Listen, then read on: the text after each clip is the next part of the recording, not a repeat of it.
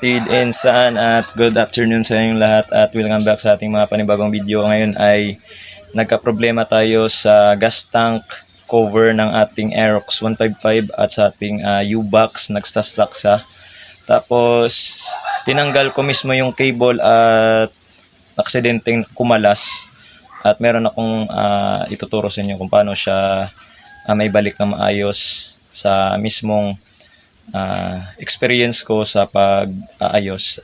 Meron akong na-discover and maraming salamat sa inyong panonood. Kung gusto mong magpatuloy ay tignan mo lang yung video at ipapakita ko sa iyo paano aayusin ng one hand only lamang gamit ang salamin. Maraming salamat po. At ngayon guys ay sisimulan na natin kung paano siya ilagay yung mismong cable na natanggal. Ito siya natanggal, 'di ba natanggal na siya? Mahirap mo nang ibalik kasi hindi mo makikita yung mismong likod ng ng push button. Nandito yung nakalagay sa likod ang mismong ito kung saan mo sa ilalagay. Kaya guys, merong technique dito guys. Gagamit tayo ng pinaglumaang salamin. So guys, para ito yung gagamitin natin para makita natin yung likod mismo ng cover na ito. Ngayon guys, ilalapat ko lang siya dyan.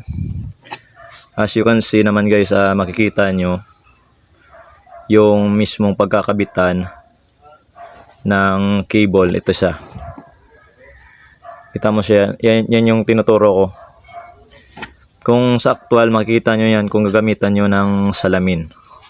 So guys, napaka-easy lang. Kunin mo yung cable at meron diyang gitla sa mismong likod. O makikita mo na. Ipapasok mo lang dyan.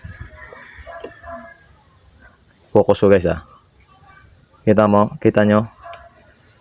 Makikita sa salamin . Ipapasok nyo lang dyan. Yun.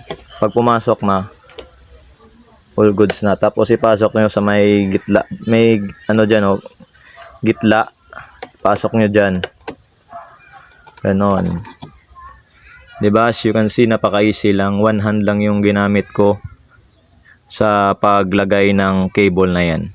So, wag na kayong pumunta ng kasa if ever na ganito yung mangyari. Tignan nyo lang yung video na ito at paki-like, share, comment, follow sa aking Facebook page at maraming salamat sa iyong panonood. Guys, napaka-easy lang. Salamin lang yung technique dyan para mabalik. So maraming salamat sa iyong panonood at ito ay isang tutorial yaman. Thank you so much.